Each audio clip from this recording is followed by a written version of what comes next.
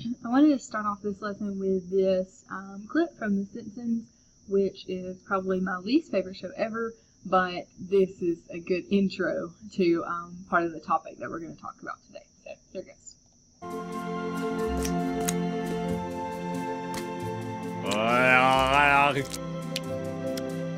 Nothing.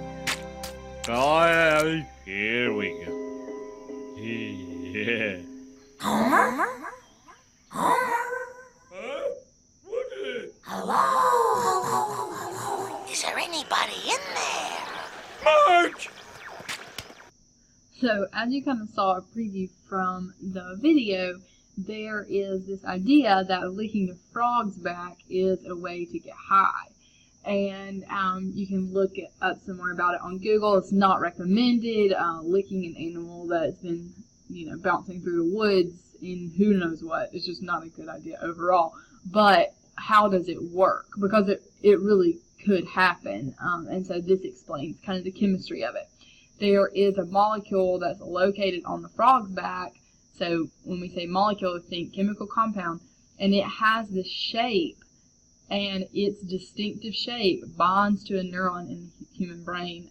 And this bonding is really lock and key. So if the molecule had a different shape, then this bonding wouldn't occur. But that binding opens an ion channel, and it allows the sodium to flow into the neuron, giving it a positive charge. And then that buildup of charge causes an electrical signal to be sent. And that releases dopamine, and that's the feel-good that occurs upon licking the frog's back. So I'm not sure how immediate it is. I doubt that it's like we saw in the cartoon. But if you want to look up some more about that, that could be an interesting thing to discuss. But the main point here is that in this crazy example and in a million examples in our everyday life, the molecules that do the work in the brain are shaped specifically to do that work. And so I believe they were created this way, but no other shape would do the job that that molecule is doing. And so as we talk about molecule shapes, it can be, kind of tedious and boring to figure out the shape of a molecule. But keep this bigger picture in mind. If these molecules didn't have this specific shape, they wouldn't be able to do the job that they're doing. So that's why molecular shape is an important foundation in chemistry. The way that we determine the shape of a molecule is through something called the VSEPR theory, which stands for valence shell electron pair repulsion theory. Okay, so what we're saying is that the electrons in the outer shell, so valence shell electrons, they are housed in pairs. Those pairs could be lone, or they could be in a bond. But either way, those pairs repulse one another because they're all negatively charged. So one pair of electrons doesn't want to be near another pair. One bond doesn't want to be near another bond. They repulse. And so they're calling them charge clouds. These electron pairs, they repel each other. And that repulsion determines the shape.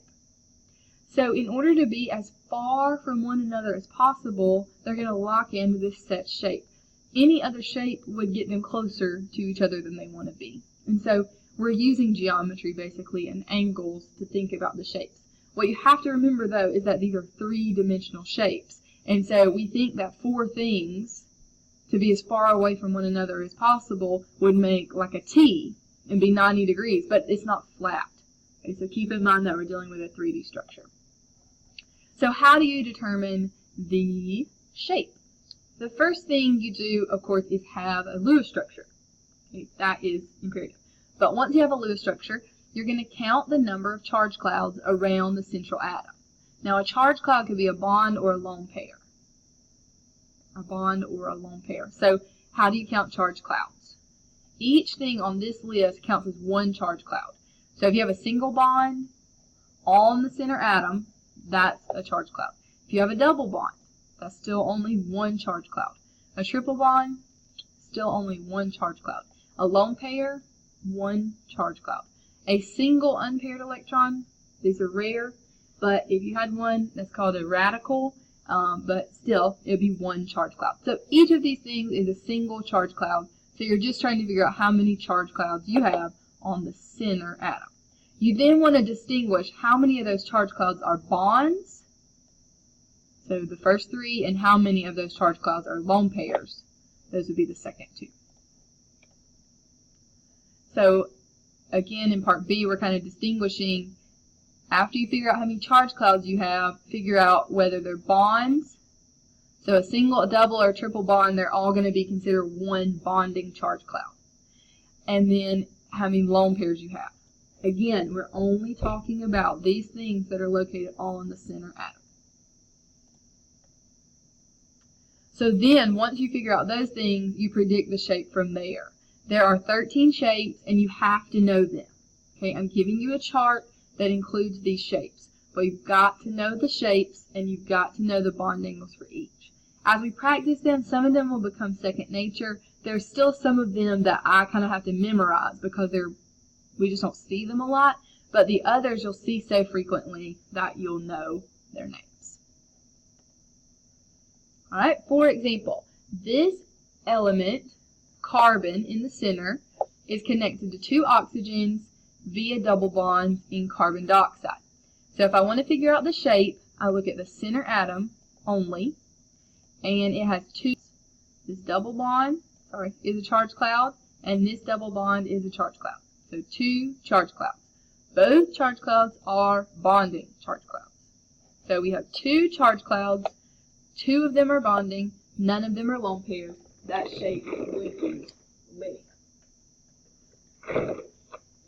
That makes sense, okay? If you have two things and they want to be as far away from one another as possible, well, they're going to get in a straight line.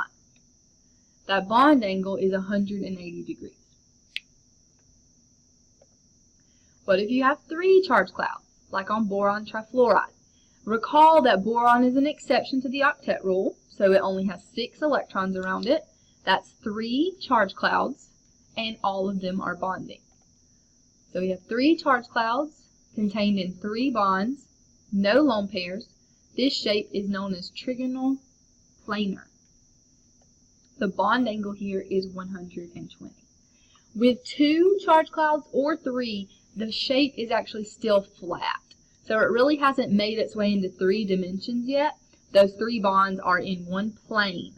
If you held this molecule in your hand, you could smush it. It is flat, and that's why it's called trigonal planar. So trigonal planar, 120 is our bond angle. All right, here's another example where we have 3 charge clouds.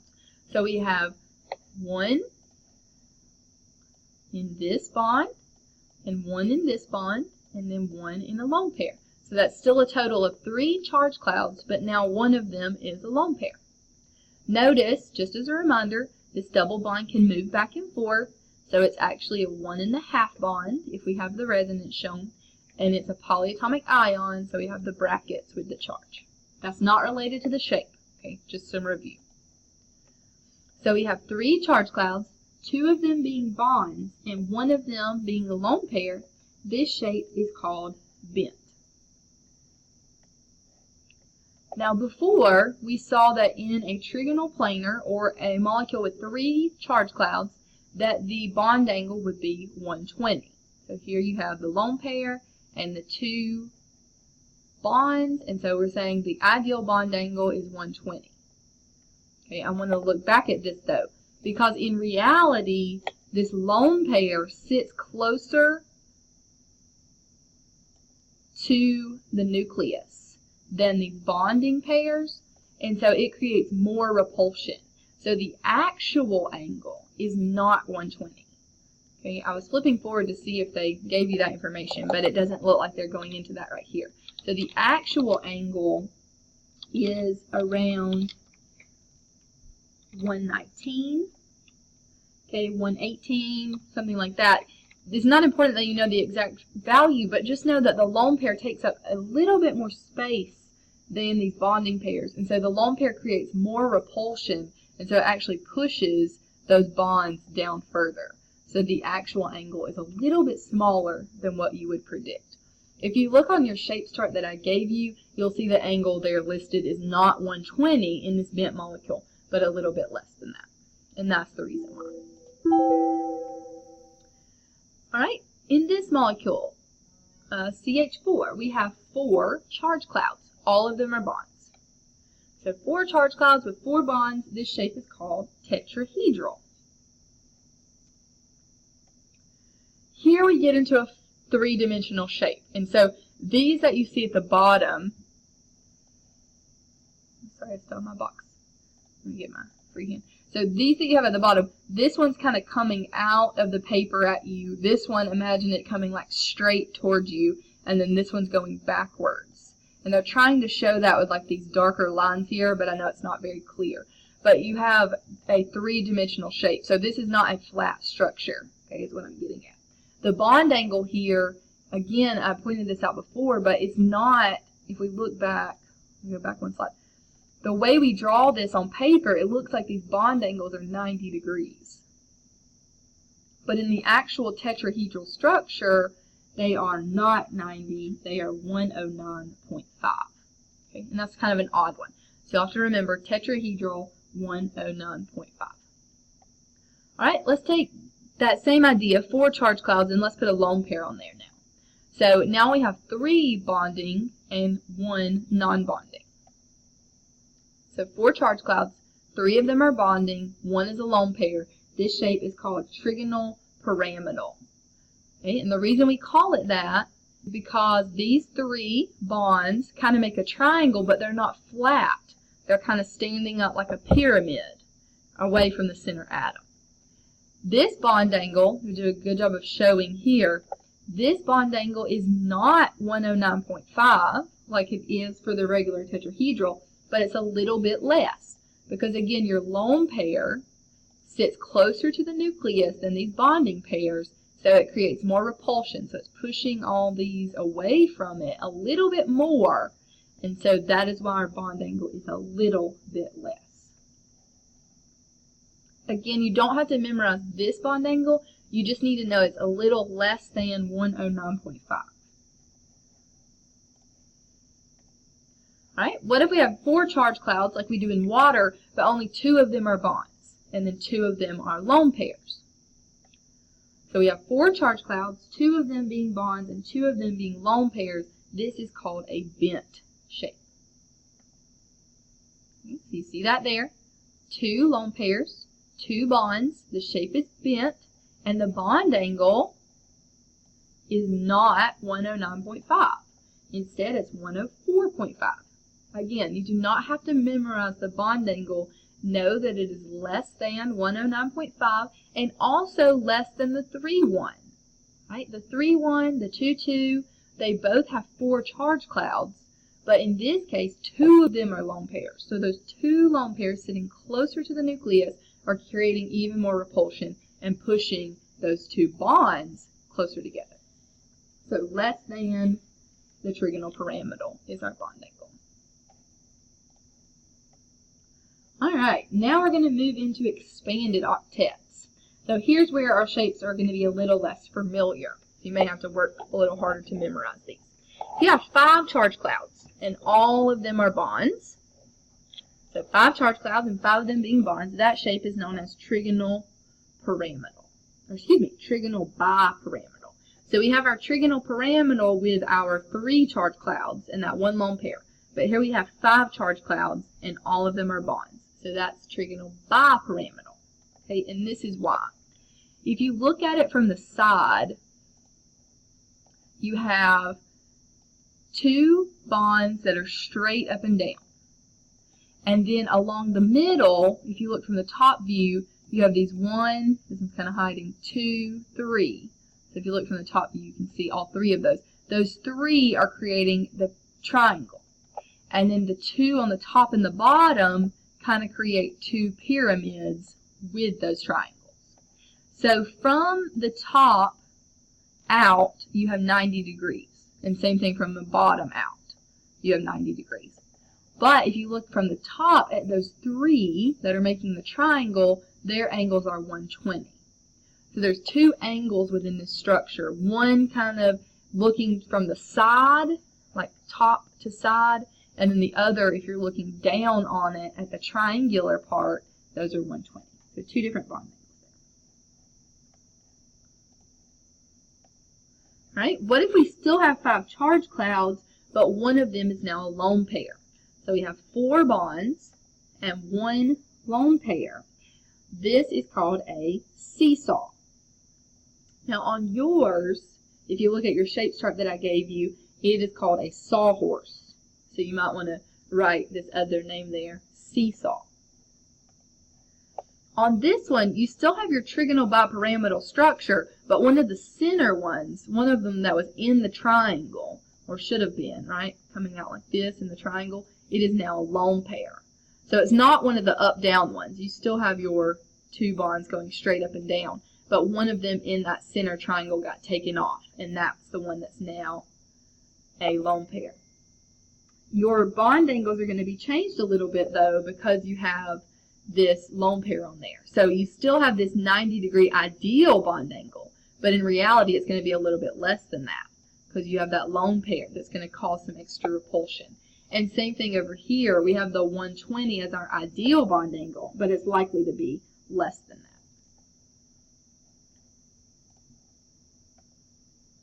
that. Right? Keep moving through here. I'll try to pick up the pace a little bit. Hopefully you're getting the idea.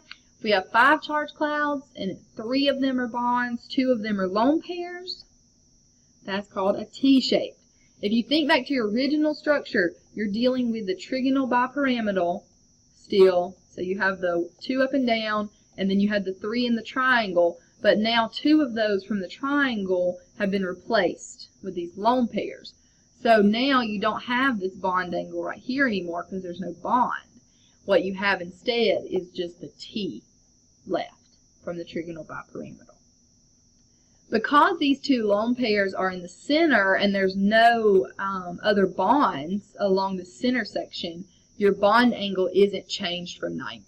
So it's not like it's going to be less than 90. It's just 90 in the T-shape. Alright, what if you have 5 charge clouds, but 3 of them are lone pairs, and only 2 of them are bonds? Think back to your basic structure with 5 charge clouds. That's a trigonal bipyramidal. But now all 3 along the triangle part are lone pairs. So all you have left is those 2 bonds, which are now in a linear shape. So if you have 2 bonds and 3 lone pairs, the 3 lone pairs are going around the center, and your 2 bonds are staying, and that is a 180 bond angle. Alright, 6 charge clouds. The most charge clouds that we see around a center atom. 6 charge clouds and all of them bonds, that's called an octahedral shape. This can be confusing for people because octa seems to mean 8, right? But this is a shape with 6 charge clouds. The reason it's called octahedral is because if you connect all of them, so if you look at your shapes chart at the 6, at the 3D drawing, if you connected all 6 of those, then that would create an 8-sided figure. Okay, so that's where that term came from. In this molecule, all the bond angles are 90. Alright, what if we took one of those and gave it a lone pair instead? So we have 6 charge clouds still, but one of them is a lone pair, so 5 bonds. That's called square pyramidal. Okay, the reason for that is because you have your 4 around the center creating the square. So if you look over here on the top view, you have these 4 that are creating a square, and they have 90-degree bond angles. And then you have, excuse me, the top creating the pyramid. So you have 4 around the center. That one on the top makes the square pyramidal. The lone pair is going to cause this bond angle to maybe be a little less than 90. But these ones in the center aren't really affected by the lone pair. So they'll stay at 90 degrees. Alright, 6 charge clouds and 2 of them are lone pairs. So at 4, 2. This makes square planar. The reason for this is because if you look back at your octahedral, the top one and the bottom one are being replaced by a lone pair. So all you have left is that square around the center, and it is flat. And your angles are 90. Alright, that's where this one stops in terms of the shapes, but if you look at your shape chart, you'll see 2 more there. You have a T-shaped again and a linear. So just check those out before we move on. Alright, what if a compound has more than one atom in the center? How do you tell its shape? Well, you have to look at each center atom on its own. Everything that it's bonded to is considered to be a charge cloud. So count the charge clouds around it, around that atom, whichever one you are selecting as the center atom, and predict the shape around it, and then you may predict the shape again, and it may be different around another atom. Okay, for example, predict the shape around each carbon in this compound. Okay, so let's start with this. We'll call this carbon 1. This carbon has 1, 2, 3 charge clouds and no lone pairs. So 3 charge clouds, all of them bonds, trigonal planar. This carbon, call this carbon 2, it has 2 charge clouds around it, and both of those are bonds. So 2 charge clouds, both of them bonds, linear. All right, what about this carbon? Call this carbon 3. It has 1, 2, 3 charge clouds. So 3 charge clouds, all of them bonds, trigonal planar. So carbon 1 and carbon 3 have the same shape, and then carbon 2 has a different shape. So when we ask for the shape, we're asking for the shape around the center atom, but if there's more than one in the center, then we'll specify which one we're talking about.